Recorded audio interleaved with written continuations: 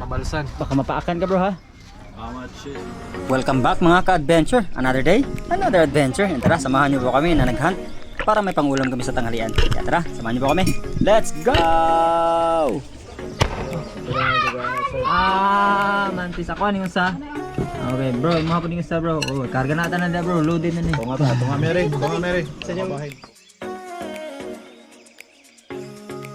Good morning mga ka-adventure. Another day, another adventure. At isang mapagpalang araw po sa ating lahat. At ngayon ay warm up dive na naman kami kasi may darating na bisita pa bukas si Patrick. At bago kami muling magpaplano para sa aming susunod na dayo, kasama pa rin syempre ang ating bisita, ang Lurop. Andiyan na sila. So pangulam lang muna kasi baka naubos na yung sardina sa ano sa tindahan. Kasama natin Native Channel. Yo, let's go Native Channel. Good morning, good morning. Yes, good morning. Yo. Yo, what's up, Richong? Good morning mga ka-adventure. Good morning, good morning. Yan, How's bakbakan the na day? naman. How's the day? The day is very sunny day. Yeah. Sarap ng tulog namin kagabi guys. Yes. Gahapon is rainy day, no? Oh, rainy Good day. thing now it's sunny day na. So, unta dili lubog, no? Hope it's clear so we'll be able to catch anything for lunch. So, join us. Let's go. Let's go. Ready na ang buong team mga ka-adventure at dito lang po kami maghahunt sa malapit sa may Kalambuyan Island lang po at ang main purpose talaga namin para sa adventure na ito ay makahanap lang ng pangulam dahil nagre-ready din kami para sa panibagong pagdayo at along the way ito nag-serve tayo ng wild pipino at first time nilang nakatikim ng pipino na ito and sabi nila talagang napaka-refreshing, ibang lasa at syempre hihingi din sila ng similya.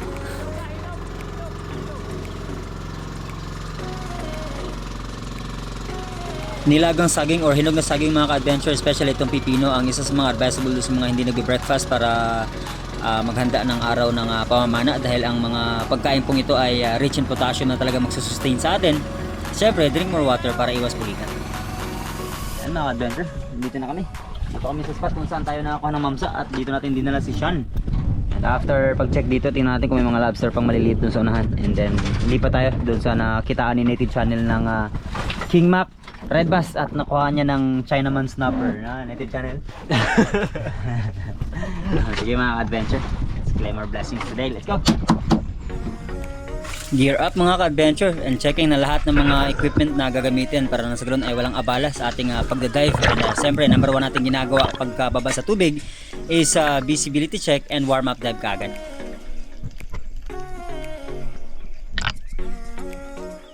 May mga area tayong chinek mga ka-adventure, especially itong malaking bato na napanaan natin ng mamsa. At nag-ask din ako ng maliit na pana, yung panggabi, yung 50 cm made by Master Didup Dudip para po hanapin yung bato kung saan naglulungga yung mga lobster. Ngunit nung pagbaba natin, unexpectedly ay hindi natin sila nakita. Sayang.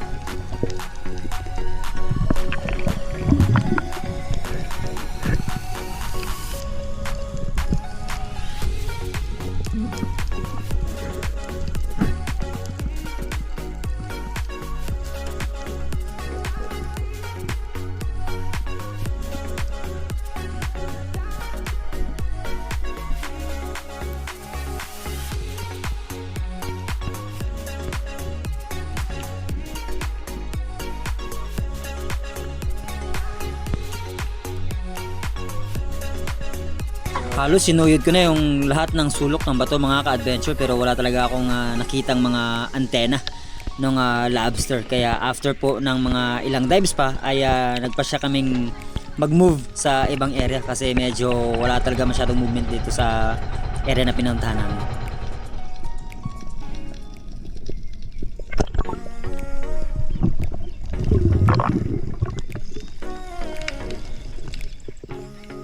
Ten minutes away mga ka-adventure kung saan kami unang nag-dive at dito sa pangalawang spot ay kasama ko si Native Channel.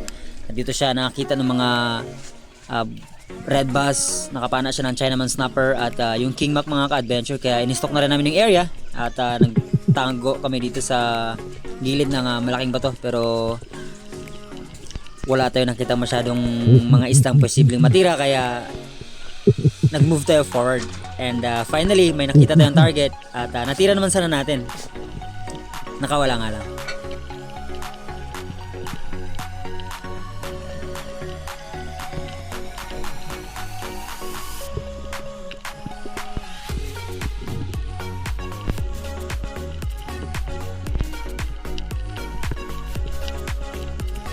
At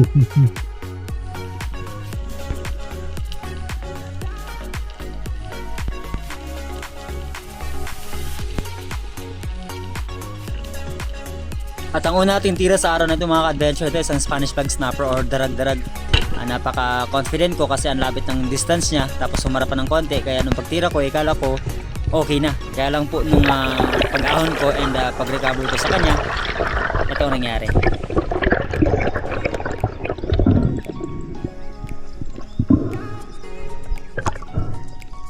Ayan mga ka-adventure, abot kami na, kaya lang nakawala.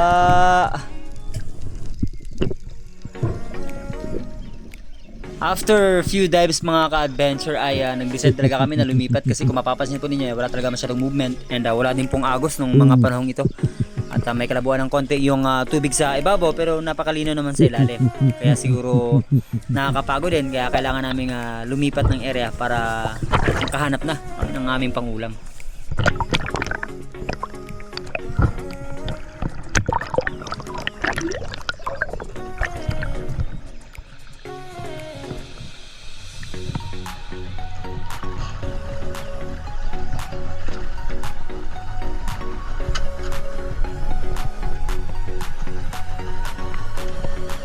Ano? 20 minutos ang biyahe mga ka-adventure at narating namin ang aming pangatlong spot para po sa araw na ito. And finally, nung paghanap-harap ko po ay may coral trout or lapu-lapu na nakaharap sa atin. Hindi siya ganoon kalaki, hindi rin siya sobrang liit at nakatira na tayo. And sobrang happy ko mga ka-adventure at pag-ahon ko sa surface ay napasigaw ako kay Papa Tonyo. Hindi na ako buklo sa araw na ito!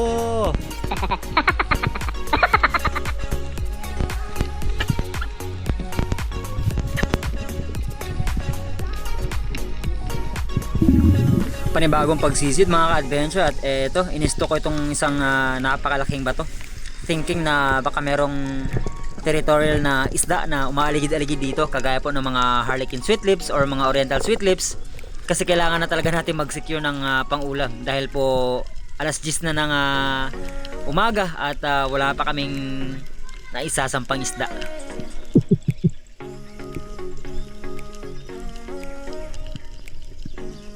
Kung maghunt ng mga territorial na isda mga ka-adventure ay talagang dapat number 1 mong gawin ay maghanap ng malalaking bato at obserbahan ang galaw ng mga isda sa paligid kung meron bang mga malaki nagtatago at mostly nag-work naman especially po mga isda na nakasilong lang dito. And finally nakahanap na naman tayo ng isang panibagong target, oriental sweetlips at napaka-confident na parang feeling niya ay walang threat tayo sa kanya.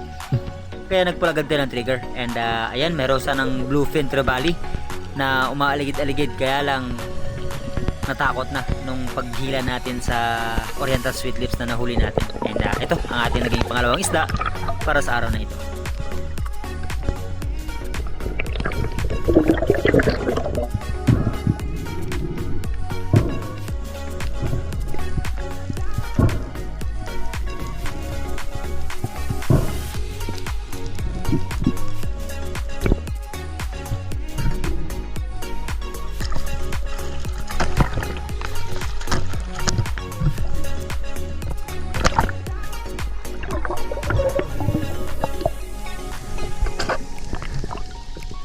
Nag-dive ako mga ka-adventure, same spot kung saan natin nakuha yung oriental sweetlips at nag-ambush ako ng ilang segundo thinking na baka bumalik yung bluefin trevally na nakita natin dito.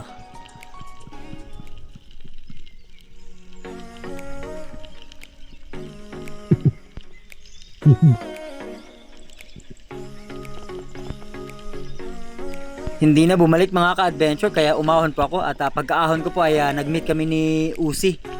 At sinabi niya sa akin na first dive niya ay king mac agad, sayang hindi niya lang natira dahil medyo mailap. At nung pagkarating ko po sa spot niya mga ka-adventure ay sa akin naman nagpakita yung king mac at eto matindi yung ating naging pakikipaghabulan sa kanya mga ka-adventure. Siguro inabot ako ng mga 10 to 15 meters bago ko siya totally na abutan at na-meet yung distance na hinihingi po natin. At kung mapapansin po ninyo sobrang bilis na po ng langoy ko para lang maabutan natin siya dahil natatakot po siya or mailap ang isdang ito gawa po ng medyo malabo yung visibility.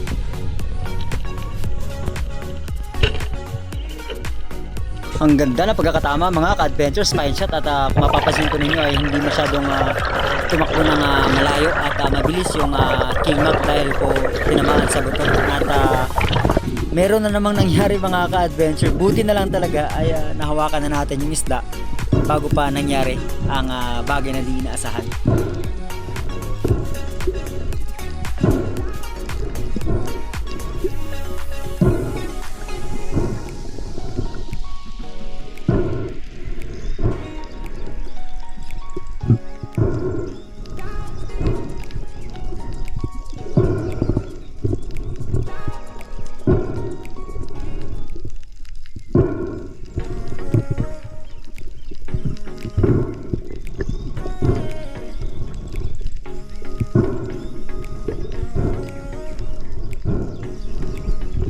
Hindi na siya masyadong nanglalaban mga ka-adventure dahil nga sa buto siya tinamaan at dahan-dahan ko talaga siyang nilalapitan. Sumisid na ako para sigurado at kung mapapansin po ninyo hindi po nakatagos yung shaft sa kabilang side mga ka-adventure kaya hinawakan ko yung buntot at inangat yung ating pong bala ng pana at napasigaw pa ako. Woo! Ale! Ano pa? Buti na lang talaga mga ka-adventure ay nahawakan ko na po yung buntot at yung may gloves pa kaya hindi madulas at hindi nakawala. Sobrang kaba ko mga ka-adventure, niyakap ko na itong King Mac at nabitawan ko pa yung shaft kasi nga kailangan kong i-secure, sayang baka makawala.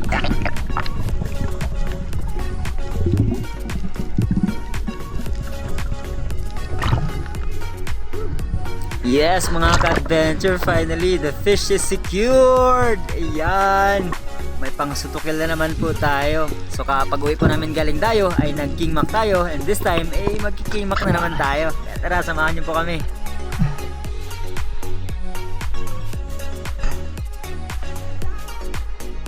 Oh! Sarap na.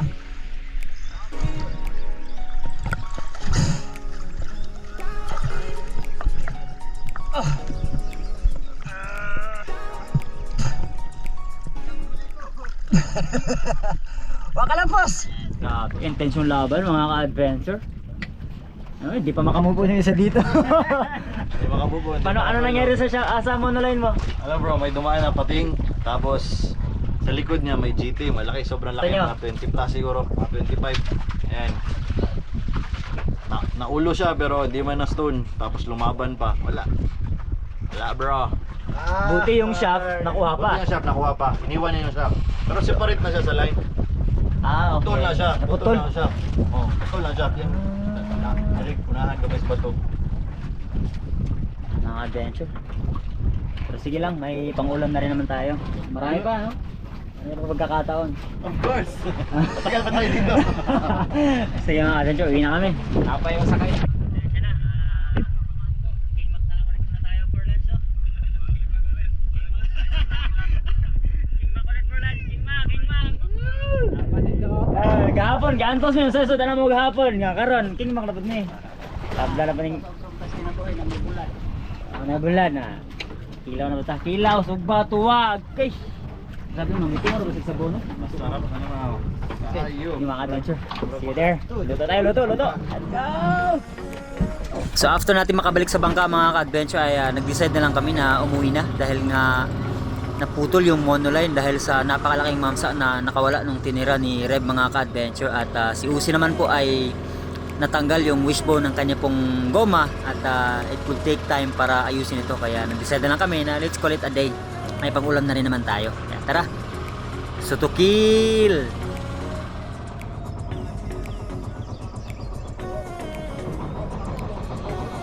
Tayo mga adventure. Let's go, luto naman tayo, luto. Ah, tamige!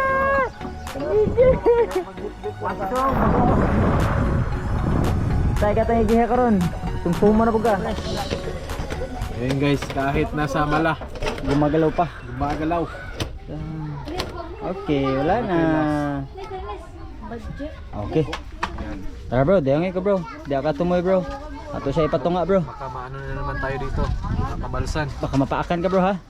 How much is the weight? Na, sakto yun. 7.5 to 8. 7.6. 7 point. 7.8 to to 7.9. Nasa mga ganyan. Ano ba nakanong ko at tugotso? At tuhonog Okay. Ito yung tinatawag na literal na sariwa mga ka-adventure. Tsaka kamatis.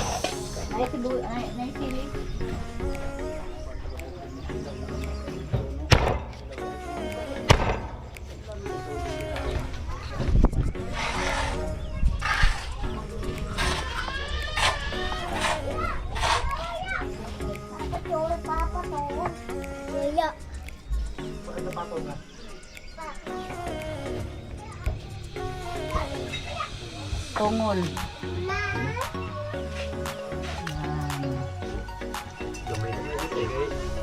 May nabahaw. So,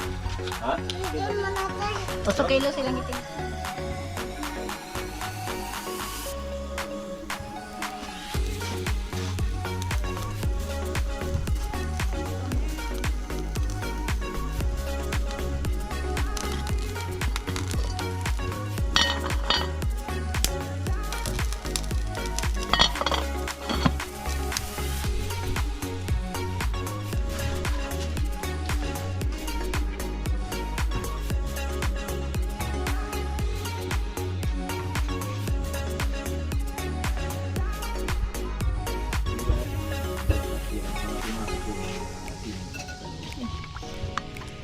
Ang luto nila dito, ano man siya?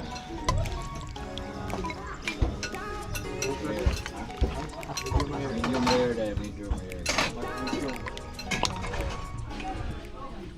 ayun pala bikaw, kinilaw. Hindi makalaw. Mantis. Hindi na bro. Mantis shrimp. Lo. Mantis shrimp. Mantis. Wow. Mantis. Ako ano yung sa? Okay bro, yung mga po yung sa bro. Oh, karga na ata na bro. Loaded na ni. Tunga ta, tunga mere, tunga mere. Sa niyo bahin, tunga ta tungol do, tunga to daan. Bro, kaya gusto mo suka o toyo? O mix? Sa wala, sa sino bro? Gusto ka? Isa lang. Dalawang katsa. Sarap. Sarap. Wow! Ano yan? Uwi na ako sa bahay, may ulam na ako eh. Ganyan ka kasi. Yan. Huwag na maingay siya boy, kain na dyan. Kaon. Oh, sa imin na music. Yan lang. Inihaw. Para namo. Mother. Sa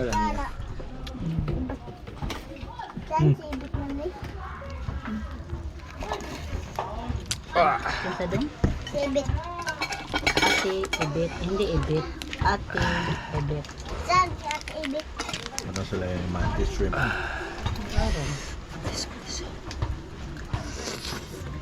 Mukbang yung mukbang. Alimok. May oy. Mga ka-adventure, aligin niya nasa gitna ng laman oh. Grabe. Amazing kayo. Init ka. Yan ba nagan? Ka-adventure, hindi na kompleto yung kinilaw, yung inihaw, yung sinabaw kung walang pang patunaw. Grabe. Kinilaw, inihaw, sinabaw, dapat may pang patunaw. Ayun, oh. Coke, baka naman. Kuha naman Coke. Coke, baka naman. Yan. Yum. Open happiness. Open na yan. Sure. Shout out sa Coca-Cola. Yan, no? Coca-Cola Company, baka naman. Isang truck lang yan. Sa pampot lang. Kiring-kiring. Yeah. Sa kiring-kiring lang dyan. Request sa isang truck. Truck ihatid sa mo. Kalansay na inihan natin ha. Wala lang wala itsura. Ulam ng pamahirap. Kita ba magtinta? Kapalag tinuwa Ano ba yung sili? Kumusta? Ba, sabi mo lamig yun ha? Paghungit. Okay. Kasi pa na rito. Basing nangito mag ihawonan. Sarap hindi? Ito, dito. Tingnan siya, paihaw na dito. Kamana. Guwal. Guwal gari. Lami kayo. Guwal. Buwang-buwang na. Ayun mga adventure, so bago tayo magtapos ay dako muna tayo sa ating pong shoutout. Kawilan po namin, galing tayo. Shoutout sa pinakauna ng comment, si Miss Eileen Tandog ng Hong Kong at sa nakasagot sa ating pong tanong about sa nag-design ng Wataot ng Pilipinas na si Emilio Aguinaldo ay si R. Chris Manakay. And sa ating top 5, Joko Aviano, Miss Mimi Manoloto, Joshua Kotamora, Piniritong Octa Arts, DRP, and si Mabs B. Teodosio. And shoutout natin sila. Happy birthday pala kay Warlito Kabatik. Yan. And advance happy birthday kay Chelsea Elise Valdez from Jessa Valdez. Shoutout kay Francis Kit Mustaho ng Aurora, Atis Family ng Iligan, Mix Channel ng Tagig, MMC, Eloyans Brotherhood, Christina Tampongog, Eric Ambao ng Leyte, Kaito Kayanan ng Angeles Pampanga, Nubal Reyla ng Lanao, Axel Sukiso, Noclair, Earl Egania, J. Mar Perez, Nino Ray, Anticristo ng Dumaguete, Boy Longo TV ng Negros Occidental, Cheerleader 07 Miss ng Baringbing San Manuel, Puerto Princesa City, Arnel Tayo, Mark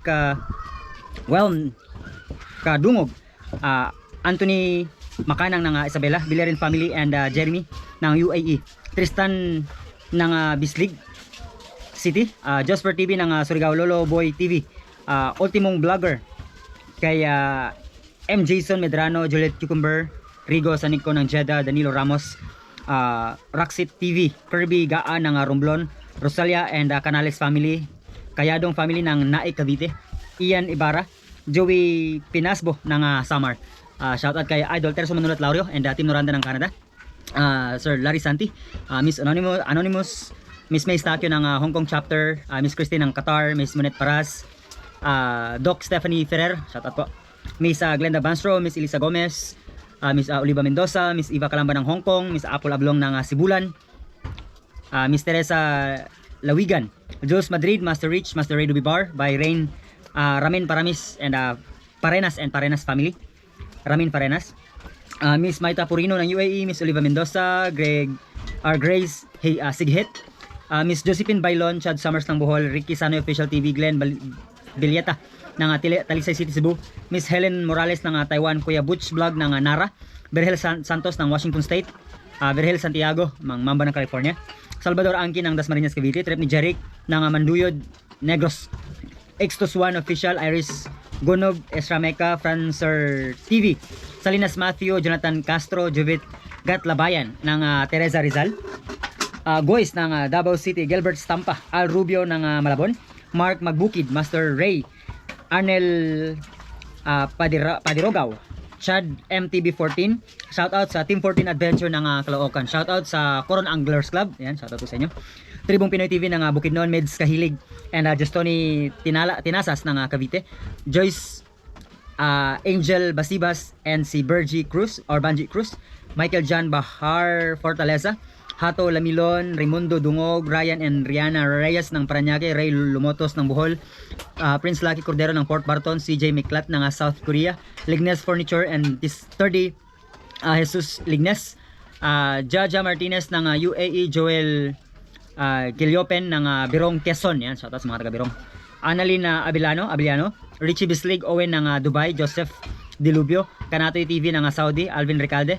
Cariado Triskelion Community Chapter ng San Jose del Monte, Bulacan, Franz Kenneth Cha, Asirado Climaco, biyahe ng San Jacinto, Masbate, Dennis De La Cruz ng Naik, Pangasinan, Spiro, Janong and Kuya Bobby, ayan, shoutout po sa inyo, Ronald Gregorio ng Pasay, James Michael Oquindo ng Puerto Princesa City, Dungog Family ng Cebu, and si Anthony Volante. And sa mga hindi po natin na shoutout, we'll see you in the next adventure po.